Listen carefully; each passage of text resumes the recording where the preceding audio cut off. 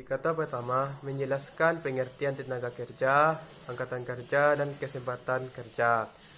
Yang pertama itu tenaga kerja. Tenaga kerja adalah setiap orang yang mampu melakukan pekerjaan guna menghasilkan barang atau jasa, baik memenuhi kebutuhan sendiri maupun untuk masyarakat.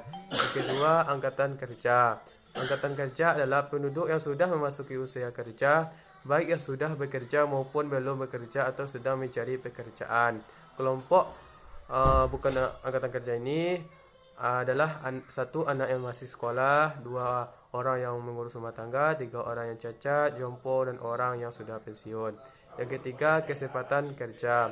Pengertian kesempatan kerja adalah suatu keadaan yang menggambarkan ketersediaan pekerjaan untuk diisi oleh para pencari pekerja.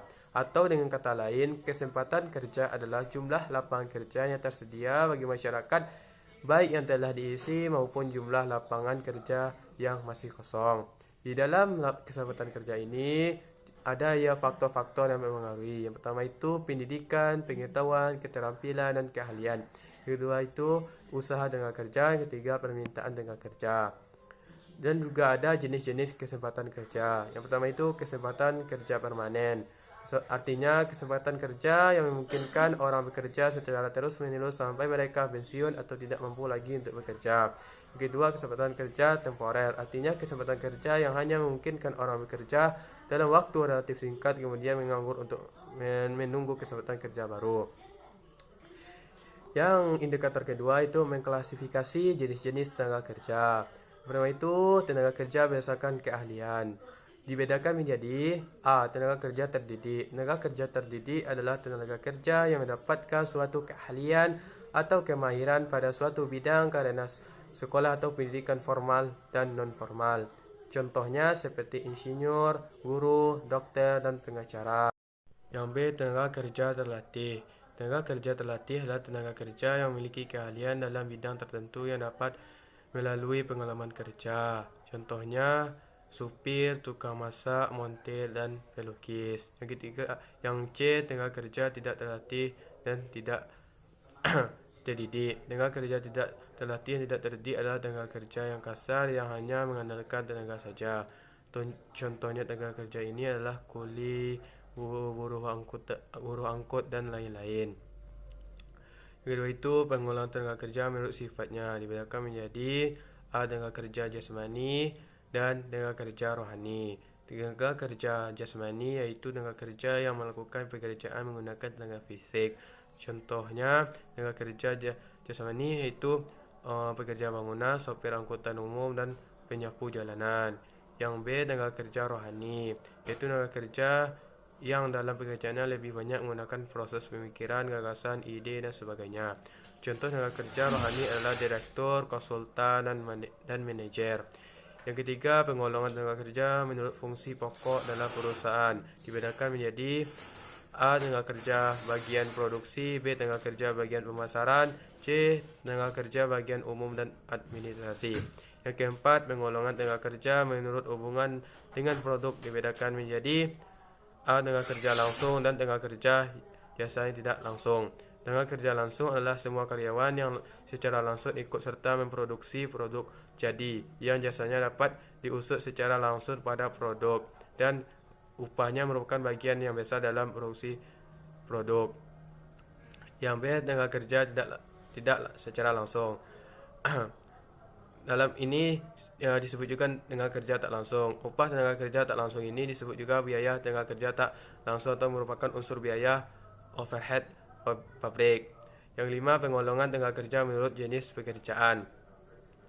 Dalam suatu departemen, tenaga kerja dapat digolongkan menurut sifat pekerjaannya. Misalnya dalam suatu departemen produksi, tenaga kerja digolongkan sebagai berikut: operator, mandor, penyedia, dan demikian biaya tenaga kerja juga digolongkan menjadi upah operator, upah mandor, dan upah penyedia. Yang indikator ketiga itu merinci masalah ketenaga kerjaan. Karena itu tingkat pengangguran yang tinggi. Pengangguran dapat didefinisikan sebagai orang yang masuk dalam angkatan kerja tetapi belum mendapatkan pekerjaan maupun sedang mencari pekerjaan. Yang kedua, jumlah angkatan kerja yang tinggi. Badan Kependudukan dan Keluarga Berencana Nasional BKKBN pada tahun 2013 memperkirakan jumlah penduduk Indonesia berjumlah 240 juta jiwa. Dengan demikian, Indonesia merupakan salah satu negara yang jumlah penduduknya terbanyak di dunia. Sehubung dengan hal ini, semakin tinggi jumlah penduduk maka semakin pula angkatan kerjanya. Yang ketiga, tingkat pendidik dan keterampilan yang rendah.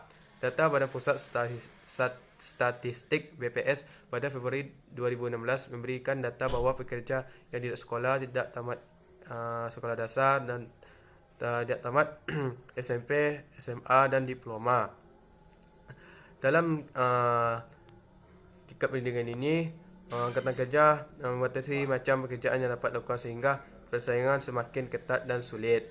Yang keempat, penyebaran angkatan kerja yang tidak merata. Sebagian negara kepulauan Indonesia memiliki kurang lebih 17.000 pulau. Namun kebanyakan penduduk Indonesia tidak merata sehingga 60% penduduk Indonesia terpusat di Pulau Jawa. Ini menyebabkan pertumbuhan ekonomi dan kesejahteraan masyarakat tidak merata.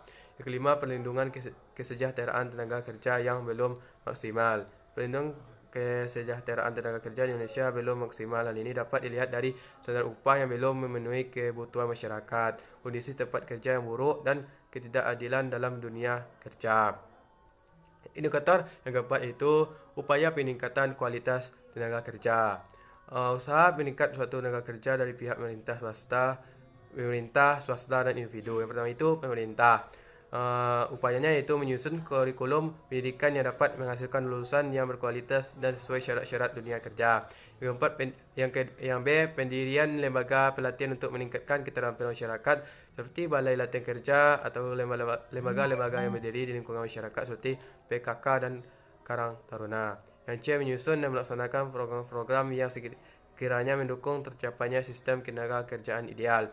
Yang D, meningkatkan kualitas serta produktivitas tenaga kerja dengan mengadakan pelatihan-pelatihan tidak memungut biaya sehingga tidak memberatkan pesertanya. Yang kedua, pihak swasta. Pihak swasta dapat berperan dalam upaya peningkatan kualitas tenaga kerja, di antaranya dengan melakukan kerjasama dengan lembaga pendidikan dalam rangka memberikan kesempatan kerja magang kepada peserta didik. Yang ketiga, individu. Individu merupakan memegang kendali penuh dan dirinya sendiri. Upayanya itu membekali diri dengan berbagai hal yang dikehendaki oleh perusahaan.